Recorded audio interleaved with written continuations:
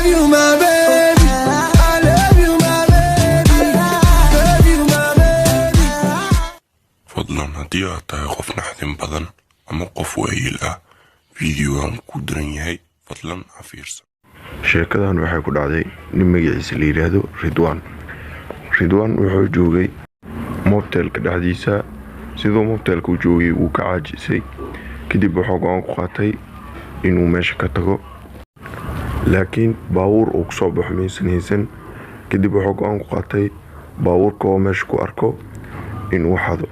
banaanka markii uu soo baxay wuxuu arkay baawur kaligiis meel cidla iska yaalo. baawurkii ayuu albaabka ka jebiyey, xoogaa uu ka ciwaayay kadib nasiib wanaag uu kacay. isla markii ayuuna meesha ka dhaqaajiyey uuna ka soo cararay. intuu baawurka soo waday waxba muusan ka fikiraynin. cabaar markii uu baawurka waday kadib ayuu wuxuu ku fikiray inuu fiiriyo gadaal baawurka wax ugu jiro. kadib baakin ayuu galay si uu u fiiriyo gadaal baawurka wax ugu jiro.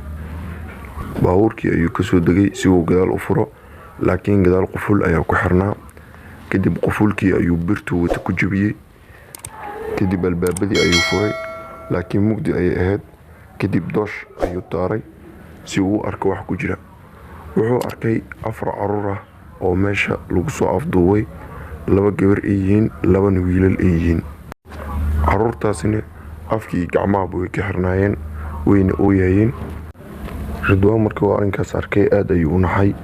birtii uu waday ayuuna dhulka ku tuuray, gadaal ayuuna ugu sigtay. kadib wuxuu ku fikiray in uu waco booliiska, laakiin wuxuu ka baqay haddii booliiska uu waco in asigana xabsiga la geliyo baawurka uu xaday darteed. sidoo kale wuxuu ku fikiray inuu gurigooda u celiyo ilmahan, laakiin wuxuu haddana ka baqay tuugadii oo meesha joogto inay asiga dilaan. asigoo aad u naxsan oo la go'aan uu qaato ayuu caruurta wuxuu dhahay, aniga keliya waxaan ahay tuug, mani iyo qofka idin soo afduubay iniga, laakiin afku waa idinka furayaa hana qaylinaa. kadib afkii gacmaha ayuu ka furay caruurtiina ma qaylinin. Ridwaan wuxuu la yaabay sida naxariista daran ee ilmaha gacmaha looga xiray. kadib caruurtii Ridwaan waxay u sheegeen inay gaajaysan yihiin. isla markii Ridwaan wuxuu u soo degdegay maqaayad si uu ilmahan cunto ugu keeno. kadib wuxuu soo qaaday biyo iyo cunto nooc kasta ay u baahan yihiin, wuxuuna ugu keenay baawurka dhexdiisa. isla markii go'aan ayuu qaatay, wuxuuna go'aan ku gaaray inuu booliiska waco asigana meesha ka dhunto.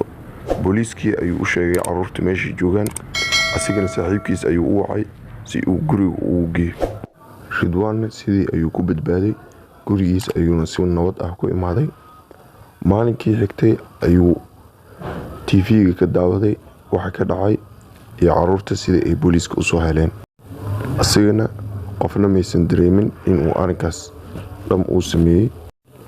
maalinkaas wixii ka dambeeyeyna Ridwaan wuxuu go'aan ku qaatay in uu tuugnimada iska dhaafo, baawur dambana uusan xadin. fadlan ha hilmaamin inaad fiidiyoga like gareyso. haddii aad channelka ku cusub tahayna subscribe saar. haddii aad awoodana asxaabtaada fiidiyogan gaarsii.